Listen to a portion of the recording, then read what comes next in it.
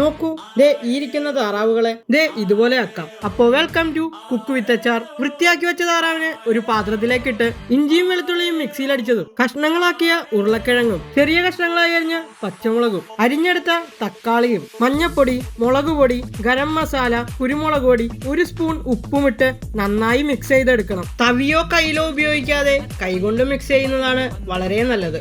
Mix ചെയ്ത താറാവിന് മസാല പിടിക്കാൻ അരമണിക്കൂർ വെക്കണം കേട്ടോ. അരമണിക്കൂറിന് ശേഷം മസാല പിടിച്ച താറാവിനെ കുക്കറിലിട്ട് ആവശ്യത്തിന് വെള്ളവും ഒഴിച്ച് അടുപ്പത്ത് വെച്ച് 3 വിസിലടിച്ച് വേവിച്ചെടുക്കണം. 3 വിസിലിൽ കൂടുതൽ അടിക്കാതിരിക്കാൻ പ്രത്യേകം ശ്രദ്ധിക്കണം കേട്ടോ. ശേഷം ചട്ടി ചൂടാക്കി അതിലേക്ക് വെളിച്ചെണ്ണ ഒഴിച്ച് 2 ചെറിയ സ്പൂൺ കടുകിട്ട് പൊട്ടിച്ചെടുക്കണം. പൊട്ടിയ കടുകിലേക്ക് കൊല്ലമുളകിട്ട് ഒന്ന് വാട്ടിയെടുക്കണം. കൊല്ലമുളക് വാടി വന്ന ശേഷം അരിഞ്ഞു വെച്ച 2 സവാള ഇതുപോലെ ഇട്ട് കൊടുക്കണം. നന്നായി മിക്സ് ചെയ്ത് ഒന്ന് കളറ് മാറി വരുമ്പോൾ അതിലേക്ക് 1 സ്പൂൺ ഉപ്പിട്ട് കൊടുക്കണം. പിന്നെ നന്നായി മിക്സ് ചെയ്ത് സവാളയെ വഴറ്റിയെടുക്കണം. വഴറ്റി വന്ന സവാളയ്ക്ക് മുകളിലേക്ക് 1 ചെറിയ സ്പൂൺ മഞ്ഞപ്പൊടിയും 1 ചെറിയ സ്പൂൺ മുളക് പൊടിയും 1 സ്പൂൺ ഗരം മസാലയും 1 വലിയ സ്പൂൺ മല്ലിപ്പൊടിയും ചെറിയ സ്പൂൺ കുരുമുളക് പൊടിയും ഇട്ട് പൊടിമണം മാറുന്നത് വരെ നന്നായി ഇളക്കണം. പൊടിമണം മാറിക്കഴിഞ്ഞാൽ വേവിച്ചു വെച്ച താറാവിനെ ഇതിലേക്കിട്ട് നന്നായി മിക്സ് ചെയ്യണം. ഞങ്ങൾ ചാറിന്റെ ആൾക്കാരായതുകൊണ്ട് തന്നെ ഞങ്ങൾ കുറച്ചും കൂടി വെള്ളം ഒഴിച്ചു കേട്ടോ. നിങ്ങൾക്ക് ചാറ് വേണ്ടെങ്കിൽ വെള്ളം ഒഴിക്കണ്ട.